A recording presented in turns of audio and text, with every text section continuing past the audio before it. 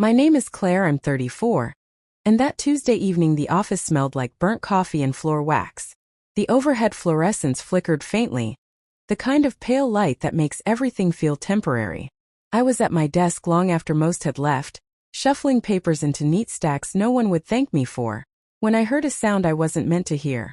The finance director's door was half closed, but his voice carried. Smooth, controlled, the kind of tone he used when speaking to shareholders, not colleagues. Split it 3 ways. No one checks the bonus allocations anyway. Another voice laughed, low, nervous. That's 42 grand easy. She'll never notice. My pulse skipped. I froze, hand still resting on the stapler. 42 grand. My chair creaked as I leaned slightly, just enough to glimpse the sliver of light through the doorway. Inside, he and 2 senior managers sat with spreadsheets, wine glasses balanced between budget binders, talking about money that wasn't theirs. A bead of sweat rolled down my back despite the office chill. My own bonus had arrived late that month, trimmed down by a figure I didn't dare question. Company performance, they had told us. And yet here in plain sight they carved up tens of thousands like dessert. I pulled my phone closer, thumb hovering over the record button. But then one of them stood abruptly, chair scraping across the carpet, and the door clicked shut. Silence swallowed the hallway again. I sat perfectly still, staring at the blue glow of my monitor. A spreadsheet blinked back at me, columns of numbers that suddenly felt like code for betrayal. 42 grand. 3 ways. She'll never notice. I pressed my palms flat against the desk, grounding myself. The stapler beneath my hand felt colder than metal should. My heart hammered. I didn't know yet that in 9 days that overheard sentence would unravel everything. Not just the company's books, but the fragile script of my own loyalty. The next morning the office kitchen smelled of reheated oatmeal and burnt toast. The microwave hummed while I stood by the counter, mug in hand, waiting for the bitter drip of the communal coffee pot. The clock on the wall read 8:12 a.m. He walked in. The finance director. Crisp navy suit, polished shoes that clicked too loudly against the tiles. He didn't even look at me before reaching for the stainless travel cup with his initials etched on it. Claire, he said flatly, more like a nod than a greeting. Payroll figures finalized? Yes, I answered. My fingers tightened around the ceramic mug. Good. He glanced at the sugar packets, then added almost casually, you'll see some adjustments this quarter. Don't flag them, executive decision. The words landed sharp. Adjustments. Don't flag them. I stared at the coffee swirling in my mug, steam fogging my glasses for a second. Of course, I said. My voice sounded thin, foreign. He left without waiting for a reply, his cologne lingering like an afterthought, sharp citrus cut with something metallic. Behind him the microwave dinged. Someone's oatmeal bubbled over, dripping thick onto the rotating glass plate. No one cleaned it. At my desk I opened the payroll system. Numbers blinked back. One column of standard staff bonuses, neat and predictable. Another column executives. Inflated, scattered, unexplained. One line in particular, $14,000 transferred on September 14th, marked adjustment team support. My bonus? $3,200. Originally projected at $6,000. The numbers weren't random. They were surgical. I leaned back in my chair, the leather cracked under my shoulders, and felt the decision start forming. Not a plan, not yet. Just the beginning of resolve. I closed the payroll screen and whispered, barely audible above the hum of the HVAC. I won't do this anymore. I didn't stumble into this job. I clawed my way here. 5 years ago, I was still working evenings at a cafe on Fifth Avenue, grinding beans and scrubbing milk frothers while studying accounting at night. Numbers had always been my anchor. They didn't lie, didn't shift with moods or politics. If you added correctly, the truth held. When I landed the analyst position at Redwood Logistics, it felt like stability. The office was sleek, glass walls overlooking the city. My starting salary, $58,000, felt like winning the lottery after years of tips and crumpled dollar bills. And for a while it was good. The work was dense but rewarding. I built models, cross-checked invoices, created order from chaos. The CEO once thanked me personally in a board meeting when I found a $27,000 error before it ballooned into a lawsuit. Small victories like that fueled me. But slowly, patterns crept in. Promotion skipping over me. Credit given to louder voices. Meetings where I presented data only to hear my manager repeat my exact words 5 minutes later and earn nods of approval. Then the bonuses. Year 1 on target. Year 2 trend due to downturn. Year 3 cut nearly in half. By year 4 the whispers started. Some people got raises double mine. Others received performance multipliers with no documented metrics. I asked once politely carefully about transparency and compensation. The finance director smiled with teeth too white and said, "Trust the process, Claire. Focus on your work." What was at stake wasn't just money. It was trust, the belief that diligence meant security. That if I kept my head down, followed the rules, I'd be rewarded fairly. Except fairness had been carved up into private slices, served with wine in rooms I wasn't invited into. The night I overheard them say, "She'll never notice," I knew who she was. Me. The quiet one.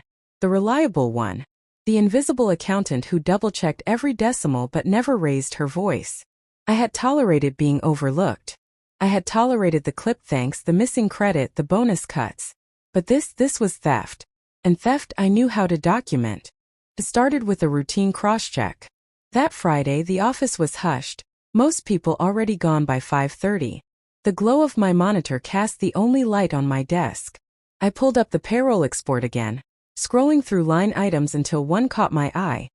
Transfer number 84719, dated September 14th, $14,000. The memo field read, "Adjustment Team Support." Except there was no corresponding record in the HR performance files. No approval chain. No metrics.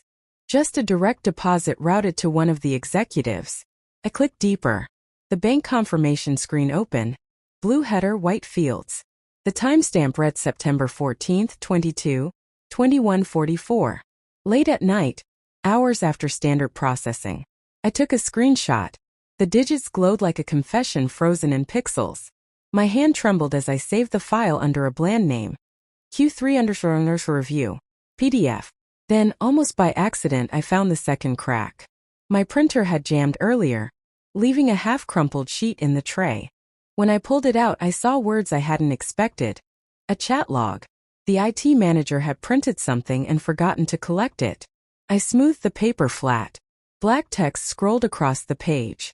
"She won't see it. Claire never checks the executive column. Split it before HR sniffs around." The usernames were familiar. Shortened versions of the finance director and one senior manager. I ran my fingers over the ink. Tangible. Not a screenshot that could vanish. Paper. Evidence. For a moment I just sat there, the hum of the HVAC louder than my own breath. Then something inside clicked. Not panic this time, but decision. I slid the chat printout into a folder, slipped the USB drive with the screenshot into my bag, and whispered to myself, I make a choice. Not silence.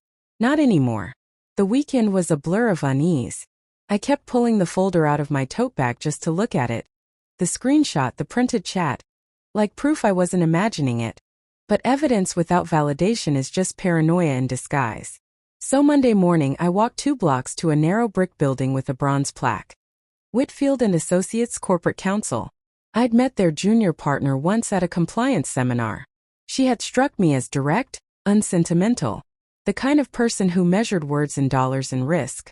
The office smelled faintly of leather and old coffee. I sat across from her at a polished oak table, sliding the folder across. She put on reading glasses, scanned the page, then the screenshot. Her brow lifted slightly. That's payroll fraud, she said flatly. I exhaled, my hands still clasped too tightly in my lap. I thought maybe I misunderstood. You didn't. She tapped the paper with one red-painted nail. This is misallocation of funds. If bonuses were diverted without board approval, it's not just unethical. It's actionable. And if you've been underpaid as a result, that's grounds for a claim. I nodded, throat dry. 42,000 was the number I overheard. She leaned back. That matches what I see here. Multiple transfers. One on September 14th, another October 3rd. Both outside normal processing hours. If this continues, we're talking 6 figures by year end. 6 figures. The number hit like a weight. She folded her hands. But before you move, you need to protect yourself. No cloud storage. No work email. Print everything, date everything, and keep it off-site. If they suspect you're building a case, they'll lock you out fast. I nodded again. My palms were slick against each other, but my mind had gone still, focused. What's your deadline? I asked quietly. She considered. Year-end bonuses processed December 20th. If you want leverage, file the complaint before then. Catch them midstream. I left her office with the folder pressed to my chest, the autumn air biting colder than it had that morning. I didn't feel like prey anymore. Not quite. More like a witness stepping closer to the stand. I didn't storm into the director's office or shout across the open floor. That's not how you survive in corporate. You survive with paper, signatures, timestamps. It was Thursday, 9:45 a.m. when I took the elevator up to the 12th floor. My folder was heavy in my bag, though it only held 3 sheets of paper and a flash drive. The receptionist barely looked up as I signed in. Internal Affairs Employee Report. The compliance officer, a silver-haired man with rimless glasses, ushered me into a glass-walled room. The air smelled faintly of disinfectant, too clean. He gestured to the chair.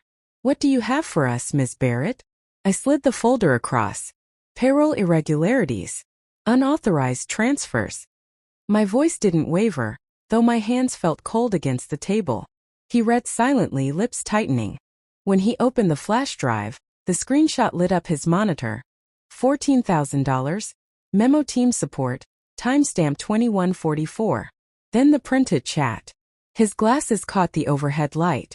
Did you retain originals? Yes. Good. We'll need full payroll exports for Q3 and Q4. Don't send them by email, bring them physically. I nodded. The rest unfolded quickly. He asked precise questions. I gave precise answers. Which accounts, which dates, who had access. No speculation, just fact. When I left the room, my badge still warm from being scanned upstairs, I felt lighter and heavier all at once. That afternoon, the first ripple hit. The finance director walked past my desk, phone pressed to his ear. His usual calm veneer cracked. His jaw was clenched. I caught one clipped phrase. Who filed this? I didn't look up. I kept typing. By 5 p.m. Word spread. Internal Affairs has opened an inquiry. No details. Just the fact of it. Conversations hushed when I walked into the break room. A few colleagues glanced at me longer than usual, suspicion flickering. At my desk, I clicked open my calendar. The date blinked at me. November 17th. 4 weeks until December 20th. 4 weeks until the bonuses. The lever had been pulled, and I could already feel the gears shifting on the other side. By Monday, the office had shifted. Not dramatically, no slammed doors, no screaming, but in subtle ways that only someone on the inside could feel. Emails from the finance director suddenly copied extra recipients, as if broadcasting transparency. Meetings that never used to exist appeared on calendars with vague titles like performance alignment. The printer logs reset twice in one day. A clumsy attempt to wipe history. Then came the first fallout. One senior manager, the one whose username appeared in the chat printout, was on leave by Wednesday. No explanation, just an empty desk and a cardboard box under it, half filled with framed photos and a ceramic mug that said "World's Best Dad." My bonus projection updated in the payroll system. Back to $6,000. The number I should have had all along. No note, no apology. Just digits quietly corrected, like math fixing what politics had broken.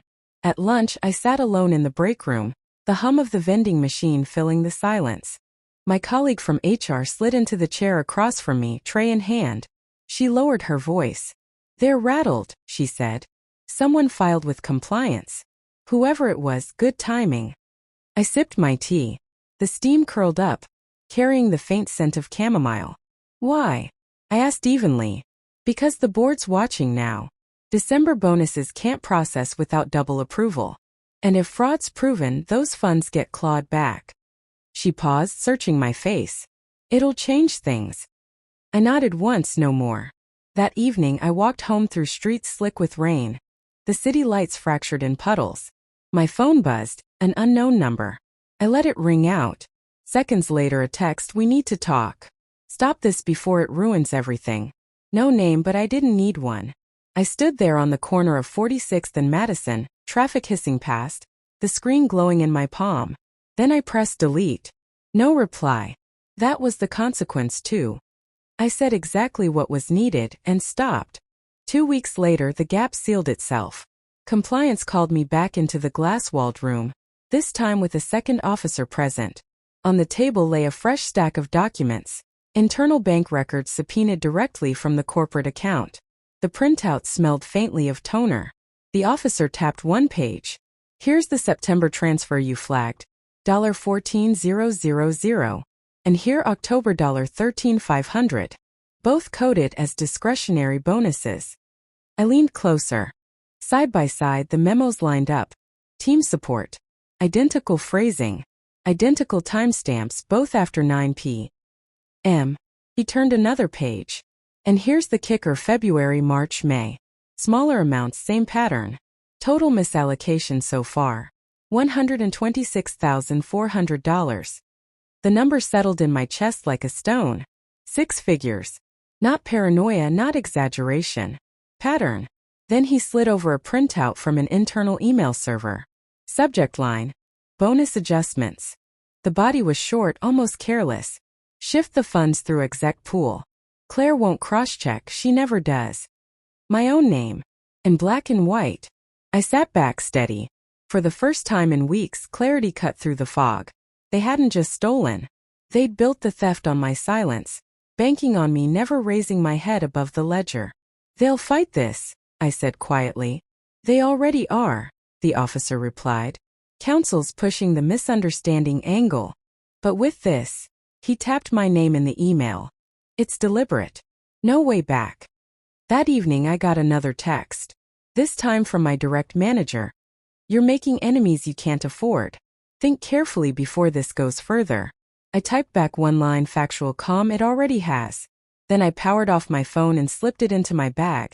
The weight of it no longer a threat, just an object. There was no way back. The hearing wasn't a courtroom, but it might as well have been. A long mahogany table, 10 board members seated in a row, and a thin folder of evidence in front of each. The fluorescent lights hummed overhead, too bright for comfort. I sat at the far end, hands resting lightly on the table. No dramatics, just presence. The finance director spoke first, voice measured, almost weary. "Clerical errors. Miscommunications. Claire misunderstood the process." One of the board members flipped a page. The printed chat. The line, "She won't see it." Another page. The bank transfers, midnight timestamps. Another. The email with my name. Silence pressed down. Then the chairwoman spoke, calm but final. "Funds are frozen pending full audit. Director Matthews, you are suspended effective immediately. The board thanks Ms. Barrett for her diligence." Just like that the room shifted. His jaw tightened, but he didn't speak. He gathered his papers slowly, like a man trying to keep fragments of authority intact. I left the building without looking back. Outside, the December air was sharp, almost clean. The city sounded different, horns, footsteps, fragments of conversation, but not heavy anymore. Just life moving. Back at my apartment, I set the folder on the kitchen table. The room smelled faintly of lemon cleaner and the mug of peppermint tea I'd left half finished that morning. I didn't open the folder. I didn't need to. Instead, I took a notebook from the drawer, flipped to a fresh page and wrote one line. "I will not be invisible in my own work." Boundaries aren't speeches or ultimatums. They're choices, repeated quietly until they become structure.